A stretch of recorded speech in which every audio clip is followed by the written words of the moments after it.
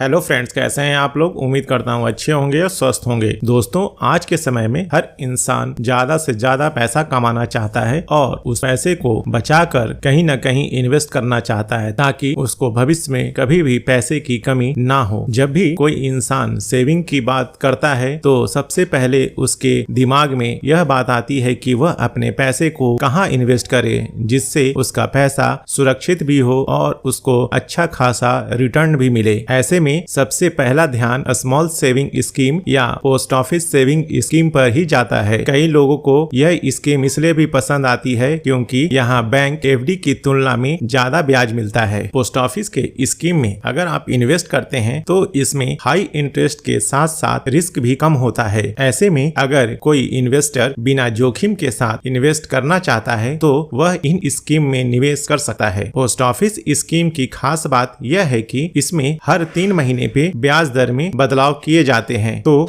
आज मैं आपको कुछ पोस्ट ऑफिस की ऐसी ही स्कीम के बारे में बताऊंगा जो आपको एफडी के तुलना में ज्यादा इंटरेस्ट रेट देती है। दोस्तों, आपसे एक रिक्वेस्ट है कि अगर आपने अभी तक हमारे चैनल को सब्सक्राइब नहीं किया है तो प्लीज इस चैनल को सब्सक्राइब करें, अपना प्यार दें इस चैनल को और इस वीडियो को शेयर और लाइक जरूर करें। तो चलिए जानते हैं उन स्कीम के बारे में जो आपको एफडी से ज्यादा रिटर्न देती है। पोस्ट ऑफिस की पहली स्कीम है मंथली इनकम स्कीम, जिसमें आप सालाना 1500 रुपए से लेकर अधिकतम 9 लाख रुपए तक इन्वेस्ट कर सकते हैं। इस स्कीम में जो अमाउंट आप इन्वेस्ट करते हैं उस अमाउंट पर आपको 7.4% का सालाना ब्याज मिल रहा है। वहीं अगर मैच्योरिटी पीरियड की बात करें तो MIS स्कीम की जो मैच्योरिटी पीरियड होती है वह 5 साल होती है। पोस्ट ऑफिस की दूसरी स्कीम है नेशनल सेविंग सर्टिफिकेट, जिसमें आपको गारंटेड रिटर्न मिलता है। इस स्कीम में मिलने वाला ब्याज का जो भुगतान किया जाता है वह मैच्योरिटी के समय ही होता है। नेशनल सेविंग सर्टिफिकेट में मिनिमम 1000 रुपए निवेश करना होता है। मैक्सिमम इसमें आप अगर इन्वेस्ट करना चाहते हैं तो उसकी कोई भी लिमिट नहीं है, जितना चाहें आप उतना इन्वेस्ट कर सकते हैं। इस स्कीम में इन्वेस्टर को टैक्स में भी छूट मिलता है। अभी करंट में post office national saving certificate पर 7.7% का कंपाउंडिंग इंटरेस्ट रेट दे रही है। वहीं इसकी मैच्योरिटी पीरियड की बात करें तो नेशनल सेविंग सर्टिफिकेट की मैच्योरिटी पीरियड 5 साल होती है। पोस्ट ऑफिस की तीसरी स्कीम है महिला सम्मान सेविंग सर्टिफिकेट। इस